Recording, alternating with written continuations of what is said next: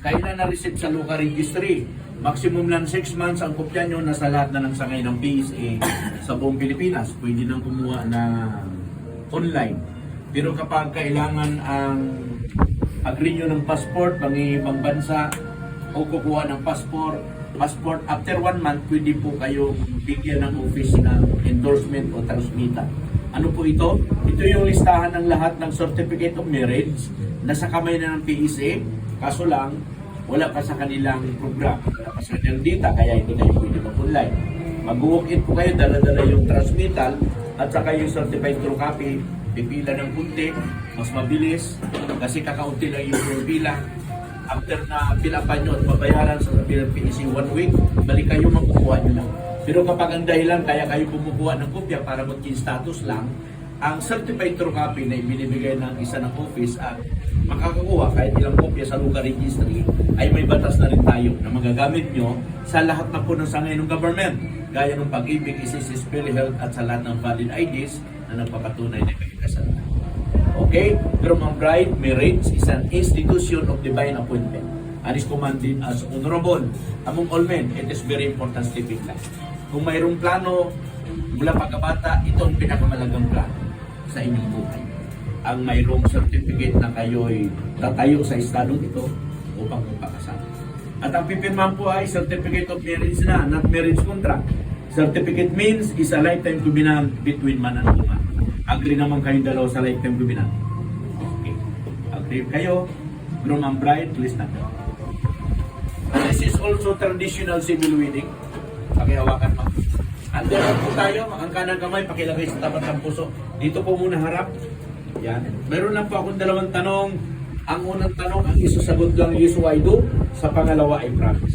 Rolando, did you come here with all your heart to marry this woman, Gisnet? Gisnet, ma'am? Jasinet. Okay. Sagot, sir. Yes, I do. Do you solemnly promise before God and these witnesses to love her? I promise. I promise. Okay. Jasinet, did you come here with all your heart to marry this man, Rolando Jr.? Yes, I do. Do you also promise before God and these witnesses to love him? I promise. Okay, groom and bride, face each other. Hold the flower like this one. Okay, sir, hold the hands of your bride. Yan, lapit po ng konti. Hindi, lapit po kayo. Ganun. Hindi naman yata kayo nag-away kanina. Yan.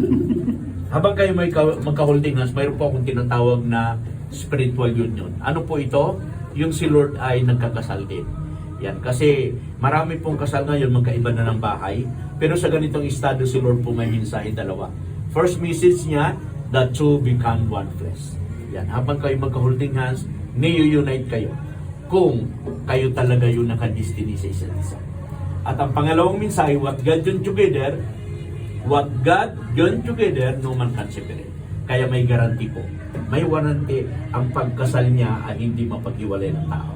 Yan, nagaganap po yan habang kayo magka-holding hands. Okay, this is your first vow and acceptance to each other. Repeat after me, sir. You first, I, your name.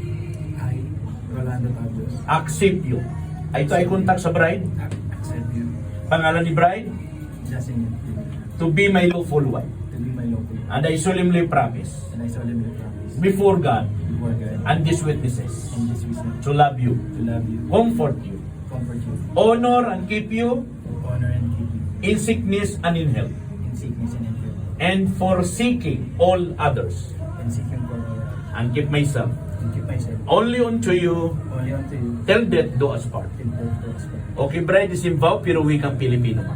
Ako si pangalan mo. Ako si Jasinet Darina. Tinatanggap kita. Tinatanggap kita. Pangalan ni Sir Rolando Pablos.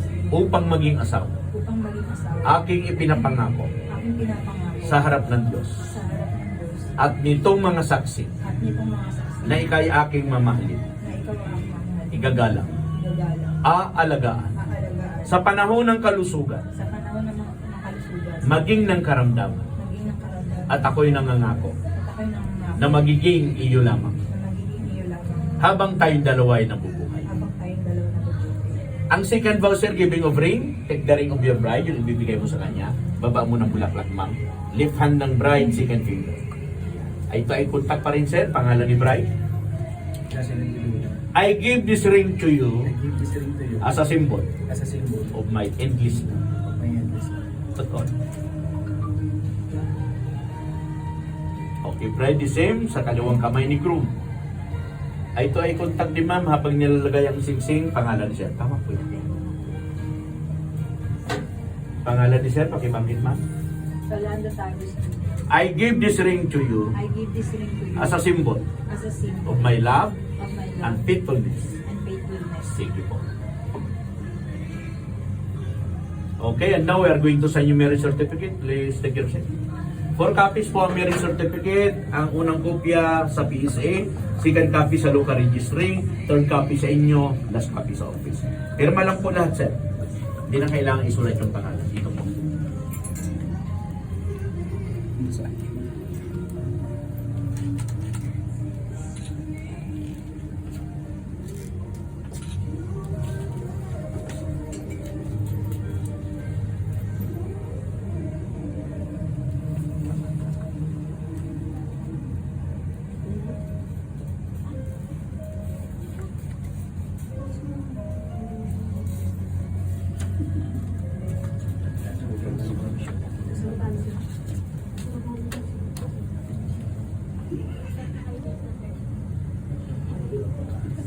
Okay, Bride. Huling pirma sa pagdadala. Tapatan lagi pirma ni sir.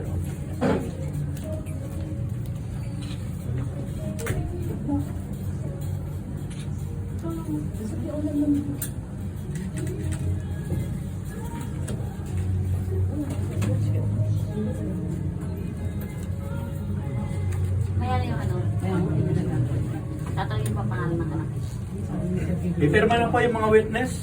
First witness po si, upo lang po ma'am, Christine Cortez.